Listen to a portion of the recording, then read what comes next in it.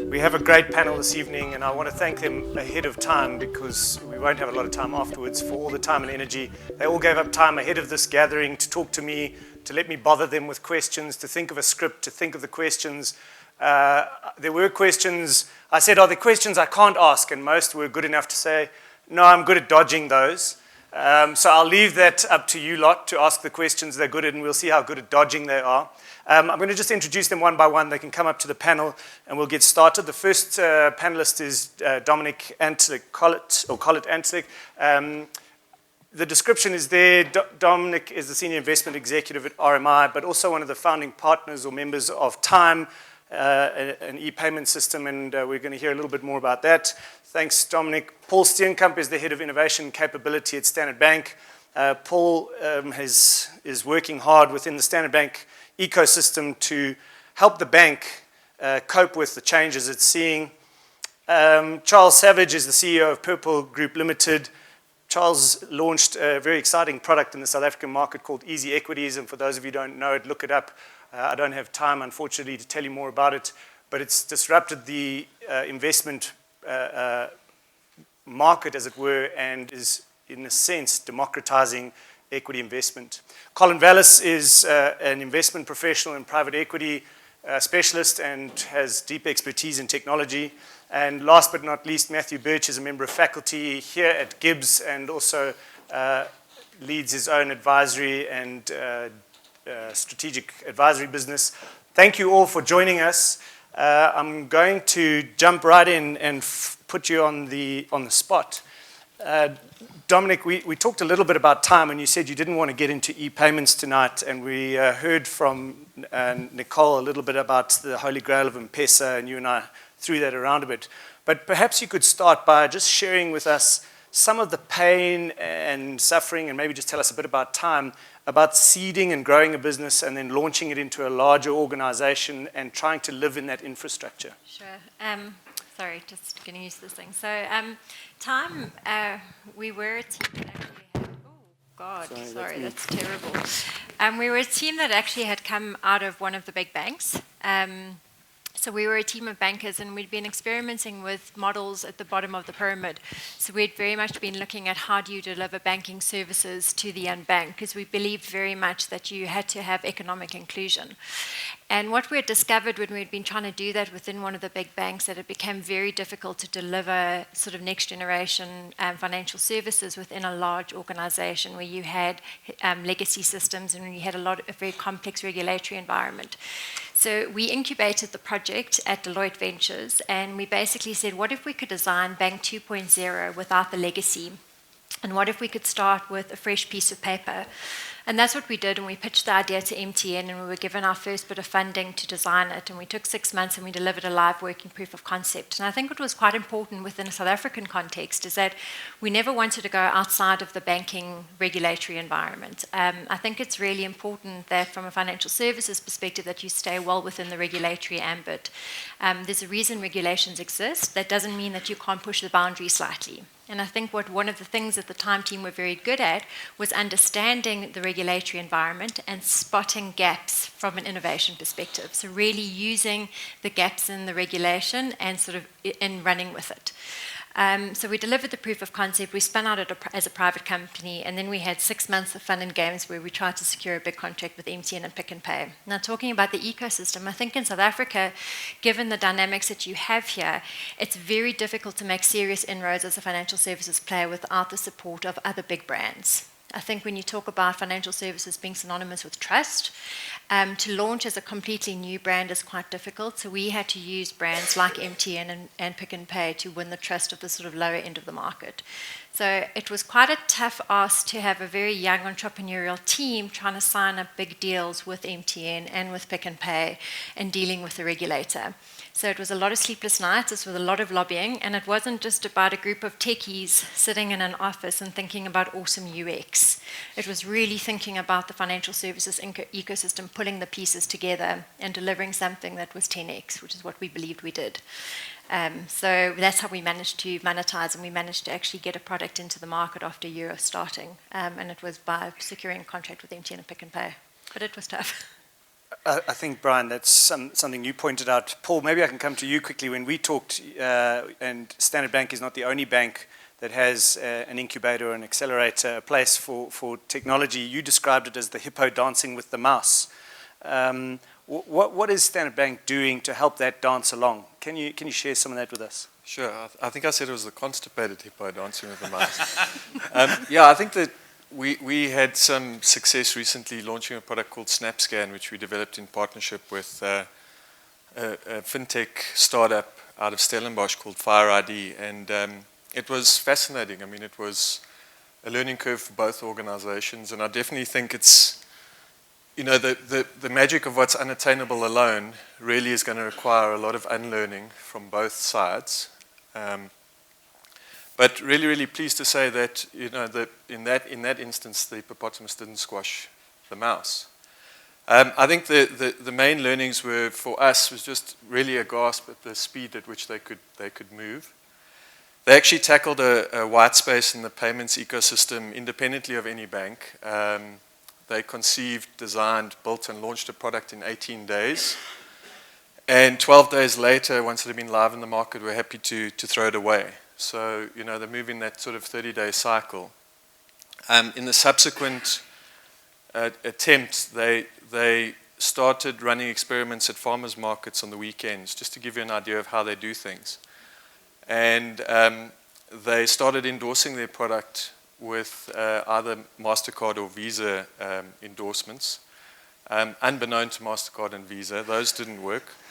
And then they started endorsing their product with Standard Bank, and something started happening. And again, that was without any of our knowledge. And that's when they approached us around a possible partnership.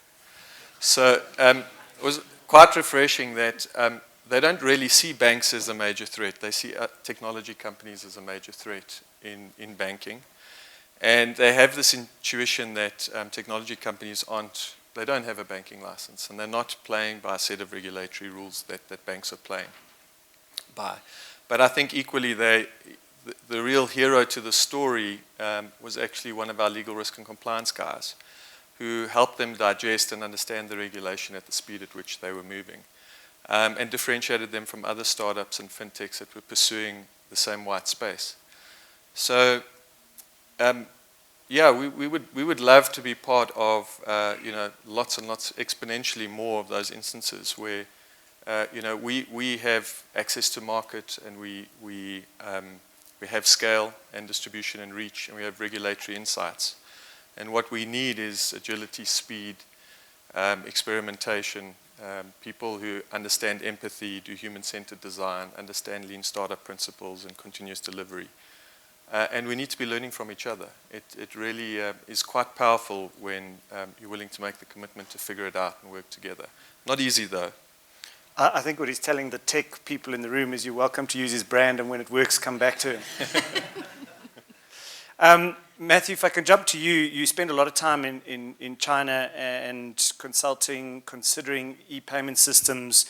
What trends are you seeing develop in those geographic regions that you believe will have a major impact on what's happening in South Africa and on the African continent? Well, I've been following the conversation this whole afternoon, and it's a very Western-dominated conversation. Silicon Valley, London, Berlin. And I don't think we pay enough attention to the fintech community, the payment space, particularly in Asia, and places like Beijing, Singapore. We talk of regulations. There's a question on regulations earlier. These online payments or these third-party payment spaces, they're creating their own regulations. So the disintermediation of the banks is happening as we speak. I think we'll see particularly commercial banks shed huge amounts of jobs. HSBC is going through a number of them globally. And I think certainly in South Africa we'll see a fundamental shift. The kind of main trends I'm seeing is obviously the traditional becoming transactional. We've had conversations on that earlier this afternoon. But particularly on this payment space is the voracious appetite. And the number one companies that are winning are social media companies. The companies that are losing are telcos, because they're not identifying and they're not answering that question of a dumb pipe.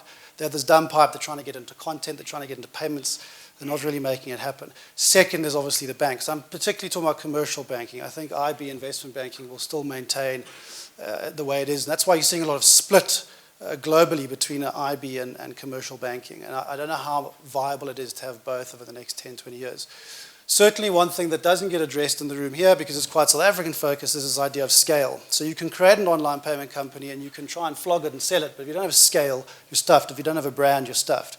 I was recently at Baidu Wallet, Ali Wallet, YeePay, all these major payment companies, all these major social media companies that have 800 million unique users, currently that are active on their space. And I think it's very hard for us to compete with those incumbents, particularly as they get into the African continent. As South Africans, I think it's easier to crowd them out. The question around regulation was key, and it's important that regulation is there. But I see these kind of social media companies, these large organizations starting to dictate regulation, create their own regulation. And at the same time, there's absolutely no point if you have regulation that crowds out other players, because you can be an individual company or country, and that's great, and you can have your banks and your 4 banks, major banks, but if you're becoming uncompetitive, then it doesn't matter. So I think ultimately what I'm seeing is a rapaciousness of third-party payments, of a disintermediation of the banks, and it's not just so much these companies that are doing it, there's a pent-up demand by the consumer, both in an advanced and non-advanced economy, to avoid that kind of traditional transaction model. And I'm seeing that particularly in Asia. And the thing that I fear most in the audience around this room is maybe the lack of knowledge or awareness of what's happening in those Asian areas where the political system is completely different. And a lot of the financial implications are geopolitical. The investments that are coming behind these payment companies is purely a power game. Who controls the monetary system controls the world effectively. And there is that shift starting to take place over the next 5 or 10 years. Colin, when you and I talked a couple of weeks ago, we talked about the necessity to check one's assumptions when you build a business. From a funding perspective, from a tech perspective, from Matthew's point now, from the end user's perspective, not to operate in a small bubble and think you have something that is useful. Can you expand a bit more on that idea about, for those in the room who are thinking about an idea or building a business, how to go about that alongside a funder or a mentor? I mean, what I can say is that, and I wear an investor looking at a South African market hat, and especially in financial services, is the incumbent guys in the sector are very strong, have decades, if not hundreds of years of brand in their service. We look for business models that are aligned with the big players. We don't want disruptive technology, with all due respect. We want technology that optimizes. We're living in an era, especially in the consumer world, where there's an oversupply. We're all being pitched by too many insurance companies. There's too many soaps on the shelves. So if you're servicing somebody who can do that a little bit more efficiently, you're going to be key on their radar. So if you can reduce costs, if you can reduce transactional costs specifically in financial services. I just look at you do online vehicle finance now. Even with the overregulation of FICA and all these things, it's actually quite a breeze to do online vehicle finance. That's technology enabled. Those is what we look for. I mean, there's a founder of a business we invested in the early 2000s. They did nothing different that the banks weren't doing. They actually collaborated. It was all about attitude. They partnered with the big banks. They knocked heads a few times, but they actually partnered with the big banks. And to this day, they partner with the big banks. And that for me is as an investor what we look for. In America and even in the rest of the world, Asia, you may be the latest disruptive technology and you may pick up a big ticket price. But here in South Africa, we look for technology that can scale and that can work with the big financial institutions. That's the reality, and partner with them. And that's how we bridge that gap. So I think the business model we want is that collaborative. Not I'm going to change the world, I'm going to improve the world. That's really the psyche of the entrepreneur we want to invest behind. Charles, you undecided on Colin's comment? Surely change is disruption. I think to enable innovation and disruption, you have to abandon your income statements, and you have to find a social need that you then deliver towards, and then you've got to think about the income statement again. And I think that's what Twitter did and WhatsApp and a whole lot of other examples. And that, I think, is where the payment ecosystem falls on its head, because they're tied to the income statement still. And I think that's where a lot of innovation, or innovators will find excuses.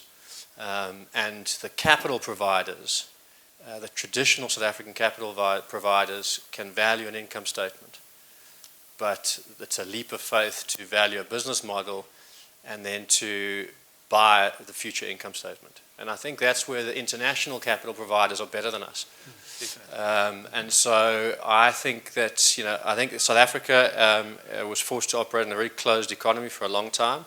We're now forced to grow up very quickly, and fortunately it's happened in the age of the internet, in a networked economy. So we can catch up, and we are catching up, and there's great innovation going on already.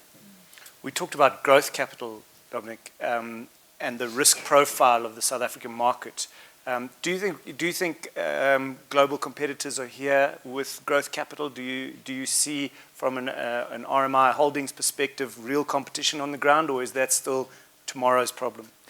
So I think, to be honest, from our perspective, I mean, obviously with our role now, what we're looking for is financial services businesses that are looking to scale, and we're looking for players that are looking for the white space, because we don't believe in disruption for disruption space. And I think there's a lot of white space in South Africa. There are definitely international players, but international players aren't that keen on heavily regulated industries. So if you look at the international VC funds and you look at the international tech funds, they like e-commerce, they like biotech, etc. But when it comes to financial services, they tend to get a little bit nervous because of the fact that they don't understand. It takes a lot of time to understand individual country regulatory environments. So at this stage, I would say that we're not seeing too many players enter aggressively into the heavily regulated spaces. I think they'll come, and I think they'll certainly get their heads around it.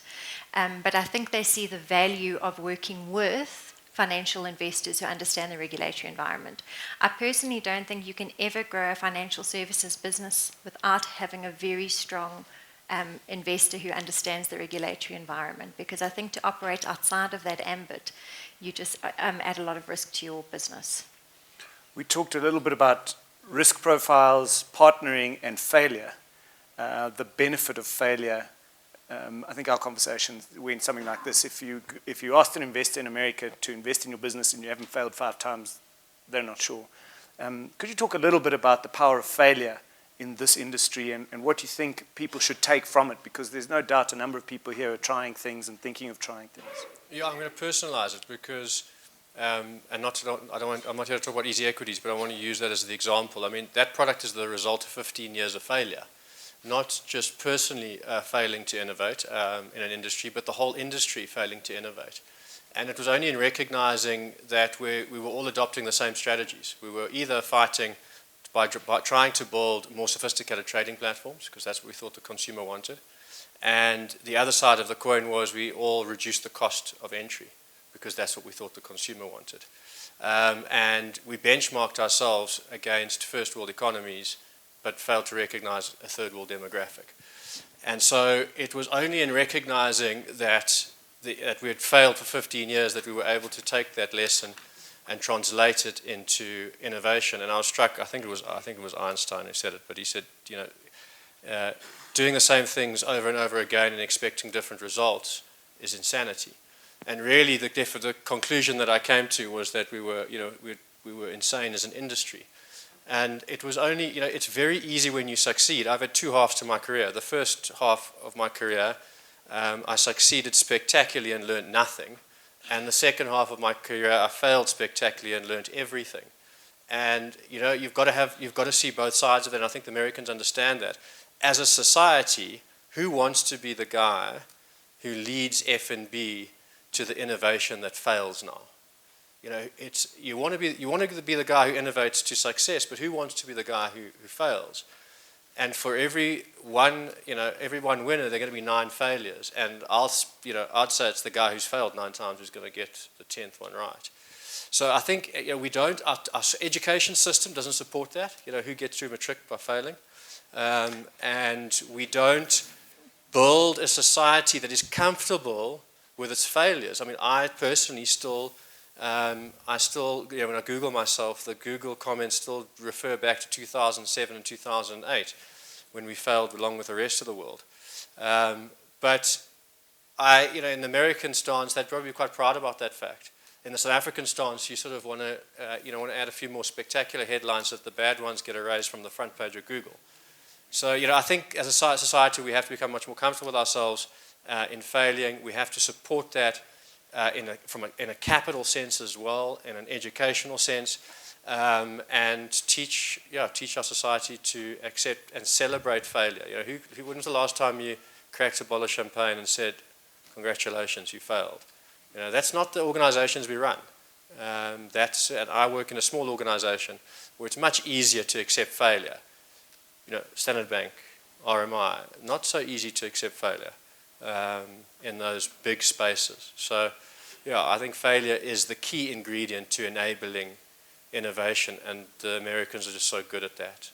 They celebrate it so well. Trump's a great example.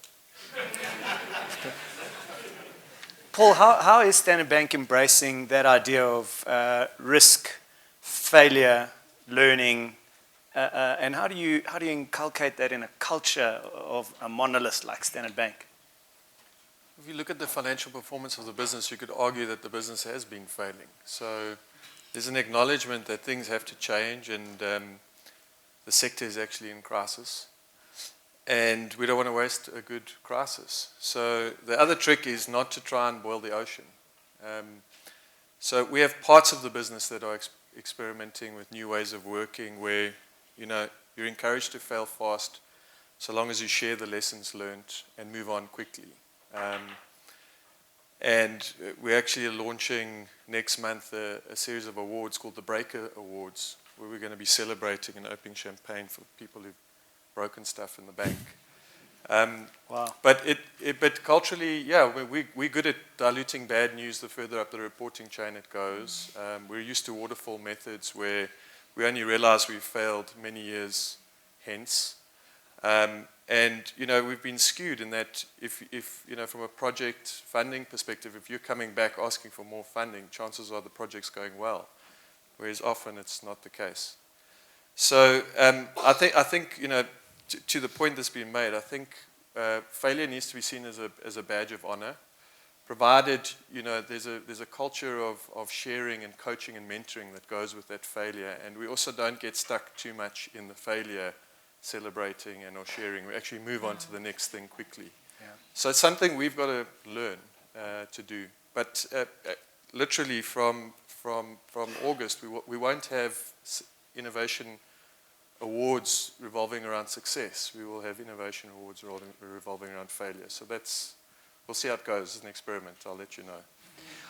I'm going to ask one more question, then open it up, because I'm sure there are lots of people burning to ask questions. But Matthew, you made the comment about this Western viewpoint that we have. Do you see something different from East Asia, a different willingness to risk, to learn, to move quickly, something that we could borrow or take from those cultures?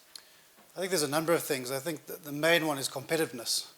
And I would go very far to say and stick my neck out that South Africa is not a competitive nation. We're not surrounded by competitive neighbors. We're surrounded by quite sleepy. We don't have a kind of, there's not a France, the UK, there's not a Japan, China element, there's not a USA, rest of the world element. And I think that, failures, I think you'd have to qualify that, because failing in South Africa has got way bigger ramifications than failing in the US. I think from a breadline perspective, from a sequestration perspective. So I think it's important to embrace the philosophy, but there's a whole ecosystem, as we've discussed, around it. And I think that I also think we lean quite close to the West, and to be truthful to you, the West doesn't really care too much about what goes on in the fintech space in South Africa. I think you'll have a lot more traction leaning towards East Asia in terms of the geopolitical closeness and the similarities in terms of demographics and emerging markets, et cetera, et cetera. I think it's a big risk in terms of not seeing those things. We've talked about disintermediation, disruption a lot of the time. And I think if you don't have a kind of more global, evenly global landscape view, you won't necessarily see the bigger things coming down the line that are certainly competing against kind of Western Europe and Northern America. So, Graham, can I just add one point on this topic of failure? Because I think it's quite important that we bring it back to the financial services space. Yep. Because while I agree with the idea of failure within your business, I'll take the example of time. We were very good at rapid prototyping. So we were incredibly good at doing rapid development. We were, constantly testing ideas, and we made sure that we were developing our products and testing them internally and binning the ones that weren't working before we tested them with customers. Because I think when it comes to financial services, failure is not an option. And what I mean with that is you can't launch a bank product and say, oh, it failed, I'm sorry, I'm going to disappear with your R1,000 tomorrow. So I think it's quite careful that we remember that within a financial services, back to Martin's point earlier, is that when it comes to financial services, it's all about a contract of trust with a customer. So you can fail as often as you want within your team and in the development of the product, but you can't fail as an enterprise. And you can't fail once you've actually interacted with that customer because you've entered into a contract of trust. So that's the only time that I get a little bit nervous when we talk about let's celebrate failure. But I'd just like to contrast that. I mean, Apple did it spectacularly for almost ever. And it's probably the most trusted brand in the world today. So we're not saying that the organization must run away with its clients' money. That's not what we're saying. What we're saying is that you must be prepared to fail even at a product level. So when I talk about failure of the stockbroking community, it failed to grow in the best boom opportunity it had ever faced. Changing demographic of South Africa, coupled with the onset of the internet and more people banked. Zero growth. That was the failure, the definition for me of failure. It wasn't that the stockbroking community ran away with South Africans' money. And I do think, I think that is a South African kind of sort of colloquialism, is that we don't want to put product out there that fails. But I promise you, Apple didn't get there by succeeding. He had to strike a balance, and he had to find out from his consumers what they wanted, and he found that out through failure more than he did success, in my view. And so I think that you've got to be comfortable in this modern economy. If you're not prepared to take acceptable risk, and that doesn't mean understanding 100% of the answers, it's probably 60 to 80% of the answers, putting those products out in front of your customers and then addressing the iterations in a very agile, iterative process. That's how you'll build trust, because you'll deal with that in a very transparent manner where your customers are receptive and open to that failure. If you try and hide it, then they won't deal with it. So I think I don't think that is the case. I think you've got to behave just like Apple and put product out there that is going to not sell, which I think the Apple Watch is one, just as by the way, the current version. Okay, let's do this. Yes, ma'am. Quickly on that point, I'm quite fascinated by that topic in terms of product development, because at the Bitcoin Africa conference, Simon Dingle was sort of giving that whole graph about product development, and very specifically in relation to Bitcoin and how, it's kind of like just coming out of early adoption phase. So my question to, say, the Snapscans of the world, I'm assuming that there was, when we in South Africa design apps, that means that if you're testing phase, giving it to a few hundred people, test out bugs and stuff, right? Well, it's even better than that. So I was part of party to an experiment that was run by Capital One in San Francisco recently, where they were looking at banking solutions for homeless people. This is this counterintuitive thing in San Francisco that you kind of trip over homeless people every step you take. And the process was amazing. They took 3 product designers, they integrated them into this community. These guys and girls spent 12 days and nights living with these people on the streets. So you remember the CEO challenge we had recently? This was at a whole nother level. No nipping home for lunches and hot showers. They integrated into that community. And delayed solutioning. So they weren't thinking app. They weren't thinking what the solution could be. It was just an exercise in empathy. When they left that 12-day scenario, they went into design thinking, and their design thinking lab is actually part of a bigger coffee shop kind of concept that Capital One ran for their entrepreneur customers in San Francisco. So they tear up the boxes that the coffee comes in, and they stack the box sides and bases and wings into stacks like this, and they literally design an app on paper with sticky notes and Koki pens. and then they head back out into those communities, and they literally sit with homeless people, and they basically observe them using the app, but it's a paper-based pile of cardboard this high. And they regroup 2-3 times a day, and they iterate that. And then, they go to the hacker community after a couple of weeks, and they show them a cardboard prototype that's maybe gone through 50 iterations. And they say, we'll give $2,000 and as much pizza and Red Bull as you can drink in the next 48 hours to the person who translates this the best. And, within a very short space of time at very low cost, they actually have the first version of a prototype or a business case that they can take back to the business. So this is the way things are being done, where if that fails, that app fails, there's actually been very little cost to society, to the bank, to that consumer market, and you've learned a whole bunch of stuff, which is awesome, and you're probably going to make a more informed choice about where you aim next. So that's the philosophy around this fail fast, and the cardboard version basically confirms that customers kind of like this thing. The lean startup experiment that they'll then run is, can we monetize it? And that's also a responsible experiment to do, but they will limit that demand, small batch, 50 customers, maybe 100 customers, very light plumbing into the bank, or into some kind of sandpit that's low risk. So again, very responsible, very low cost. And on the basis of that experiment and iterations in that experiment, they'll either pivot, or they'll kill it, or they'll look to industrialize it. So it's very exciting, this new way of world. It doesn't tolerate waste. It's data-driven, empirical-driven decision-making, not managers, not people who shout the loudest, not those who are more socially or politically connected, that drive decision-making around products. And there's almost these stopgaps, lots of go, no-go decision points in a process. So, I always argue, having seen this in action, that it's going to be hard to keep eye contact with my 8-year-old in years to come, because one day I'm anticipating her asking, did we organize work in a different way prior to this? And I'm going to have to shamefully say yes, but I'm not sure why, because this is just full of common sense. It really is just full of common sense. And the exciting thing is that it's a well-engineered innovation process. It's adopted in the radically successful digital and tech companies, as well as startups, as well as fintechs. So there's nothing mystical about it, but it is a learn-by-doing process. So, you've got to spend 10,000 hours doing this stuff to get good at doing it. And so the sooner we all start adopting these principles and applying them, I think the better for everyone. Banking products for window washers in Joburg, please, Paul, if you need some ideas, please. You can tip them with SnapScan if they've got a lanyard around their neck. So I've heard the panel discuss mobile payments, and just generally payments is one of the topics that's come up. If I look at South Africa as the fintech space, I don't see payment being the problem, but I see probably the saving to make the payment the problem. How come you haven't addressed that in one of your startups? Any takers? Where is that for? Is that important at all?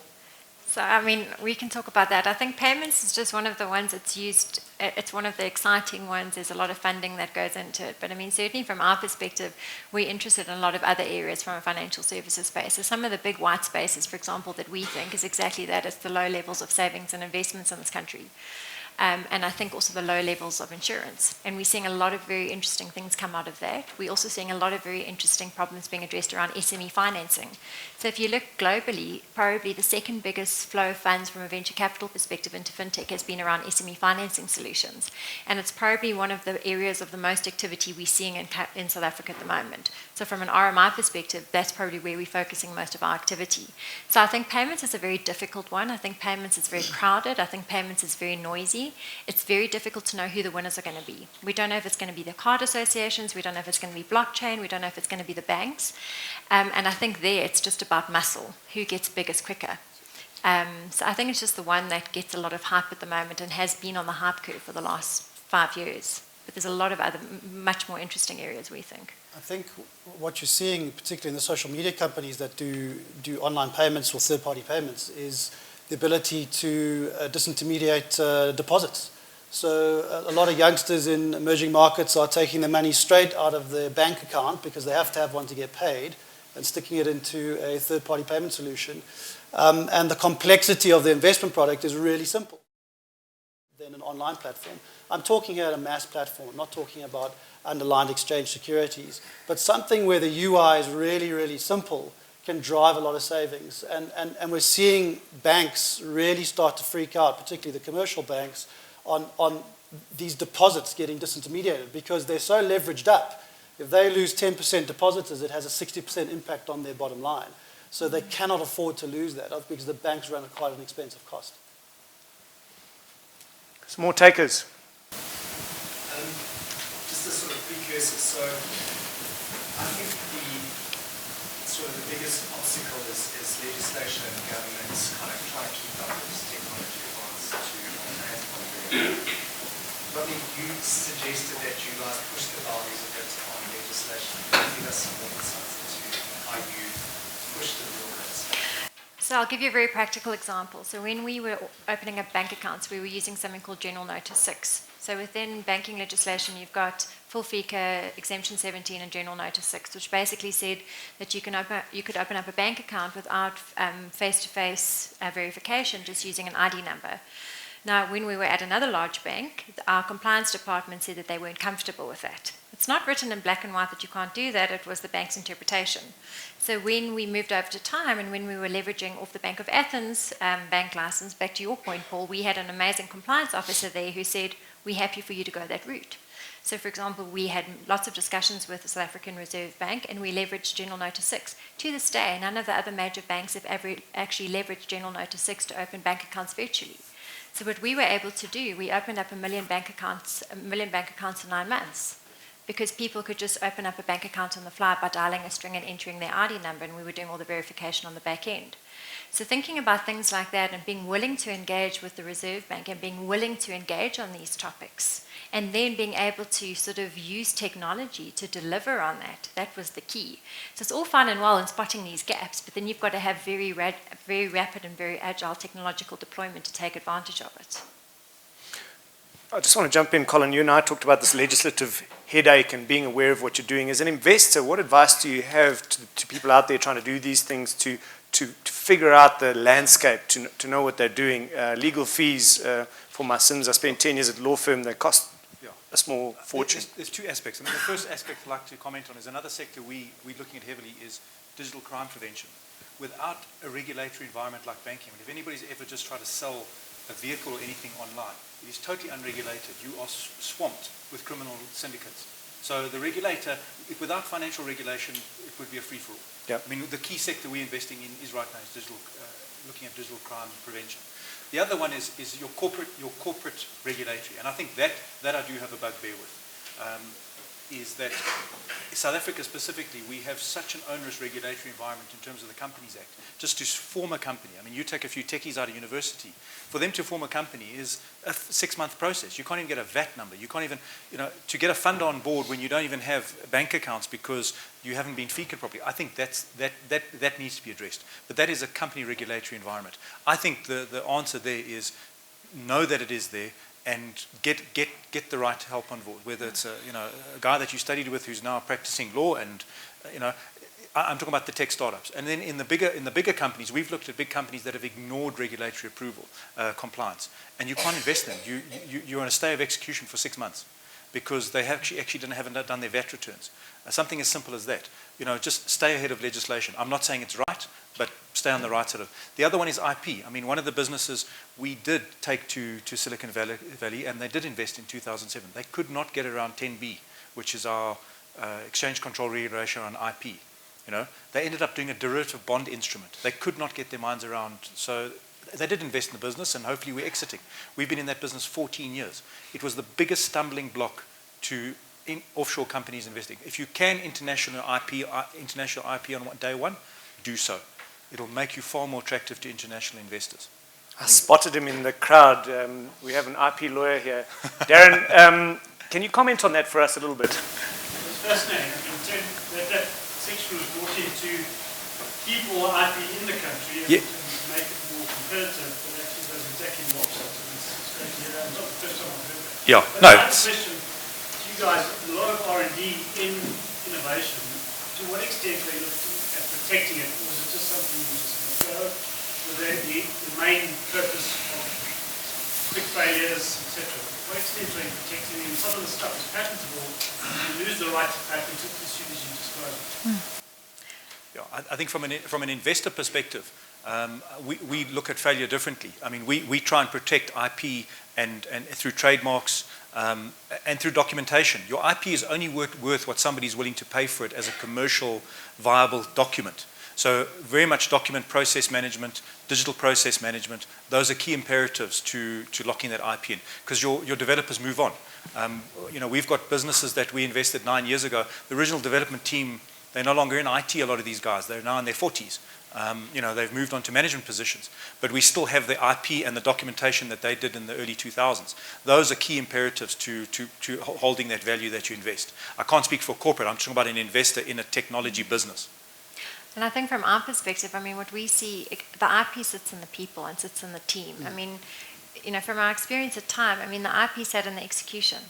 I mean, we did actually hold certain patents, but I mean, it actually wasn't the patents that were valuable. It was the fact that we were actually able to execute quickly, and that we had an amazing team who know how to put it together. And certainly from an RMI point of view, when we're investing in businesses, what we really want to know is that the key people that know how to execute and that are locked in. Because even if you have the IP processes documented, if you don't have the people in there, it's pointless. Yeah, I agree with that. I think that product advantage isn't competitive advantage. So if you think that and a lot of technical people get quite obsessed about their product because they live and breathe it and they've created this thing. But and you're also making an assumption that there's one global IP kind of situation that gets governed universally. And that's not the case. So I think, don't ever confuse product advantage with a competitive one. Agreed. One more question, and in the interest of time, we're probably going to need to wrap up. So my question is mostly directed to Paul. You shared some examples with us, mostly relevant to the retail space, SnapScan, Capital, one example. Can you share with us what's happening in the corporate and investment banking space? Unfortunately not, other than trying to drive some collaboration between the brands in the group. I don't have a lot to do with CRB at this stage. So my mandate's firmly in the retail bank, South Africa and our rest of Africa operations. So I do know that there's an appetite to challenge some of the traditional ways of working, and I certainly think that it's an industry that's absolutely ripe for innovation. I think it's got innovation inherent within it in the context of deal making. So, so I'm thinking aloud, not for the sake of just coming up with an answer. I think what the corporate investment bank has got right, that the retail bank needs to aspire to and needs to leverage innovation to get right, is that the corporate investment bank puts its best people in front of the customer. And you've arrived in that environment when you stand in front of a customer. And it's the opposite in the retail bank. So my message to all the fintech partners out there is if you can help us create an environment that allows the person in front of the customer to absolutely surprise and delight that customer and shoot the lights out in front of that customer. So there's an organizational design and a set of systems behind that person that gives them lots of discretion and allows them to improve the service that they're delivering while they're delivering that service. I think we'll have a very, very sustainable business going forward. So that's something we would like to maybe learn from them. And they're very interested in some of the experimental techniques that we're trying to adopt and infuse. So. All right, one more, sir. You were so keen.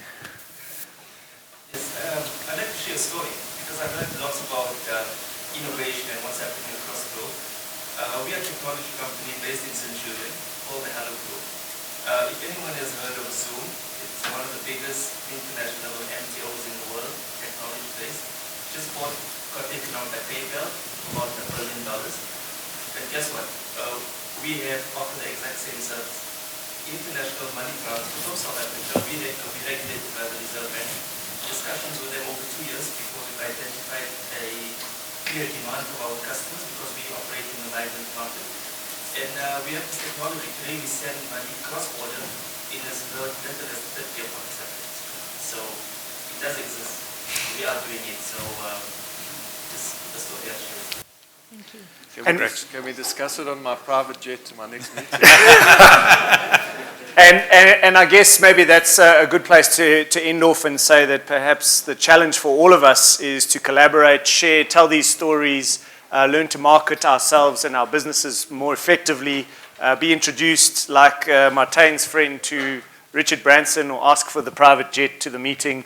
I want to thank you all for being here. It's been a great evening, and it's important that we get your feedback. We hope to continue with this collaboration and learning. You'll receive some feedback or an email from us. I'd greatly appreciate all your feedback and ideas, themes, things you'd like to hear more about.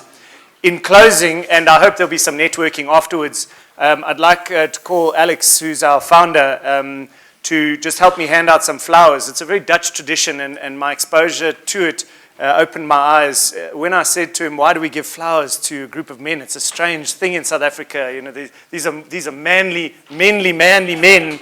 He said it's so that they can arrive home to their wives with a bunch of flowers. So I have a bunch of flowers. Please give our panel a warm round of applause.